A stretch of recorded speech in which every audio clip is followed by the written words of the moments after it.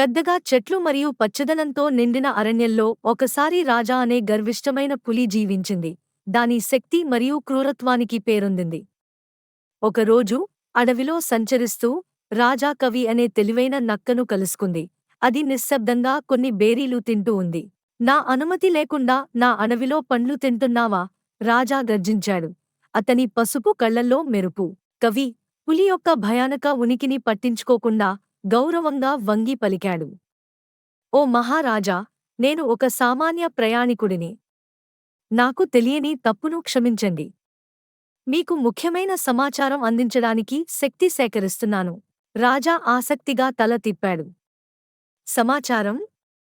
త్వరగా చెప్పు, లేకుంటే నువ్వు నా తదుపరి ఆహారంగా మారతావు. కవి తెలివిగా సమాధానం చెప్పాడు. ఒక భయంకరమైన ప్రాణి ఈ అడవిలోకి ప్రవేశించింది అన్నాడు. మిమ్మల్ని కూడా మించిన శక్తివంతుడు అని అంటున్నారు, ఓ మహాపులి! రాజా గర్జించాడు. అసంభవం! ఈ అడవిలో నేను అత్యంత శక్తివంతుడిని. నన్ను ఎవరు సవాలు చేస్తారు? నా వెంట రండి అన్నాడు కవి. ఆ ప్రాణిని మీకు చూపిస్తాను. నక్క రాజాను ఒక ప్రశాంతమైన, కాంతివంతమైన చెరువుకు తీసుకెళ్ళింది. నీటిని చూపిస్తూ కవి అన్నాడు, ఇదిగో అక్కడ ఉంది, మీతో ఎలాంటి భయంతోనూ ఎదురుగా చూస్తోంది. రాజా నీటిలోకి చూసి తన ప్రతిబింబాన్ని చూశాడు. అతని ప్రతిబింబం గర్జించింది, మరియు రాజా అది మరొక పులి అని భావించి దానికి పెద్దగా గర్జించాడు.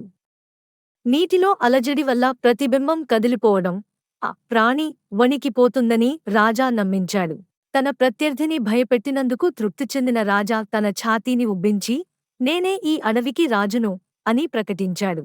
కవి తన ముఖంలో చిరునవ్వును దాచుకుంటూ మరల వంగి అన్నాడు, నిజమే, మహారాజా. మీ శక్తికి లేదా తెలివికి ఎవరూ సమానం కాదు. ఆ రోజు నుండి రాజా తన స్థానంలో ఎలాంటి అనుమానం లేకుండా జీవించాడు, మరియు కవి తన తెలివితో అడవి రాజును మాయ చేసి ప్రశాంతంగా జీవించాడు.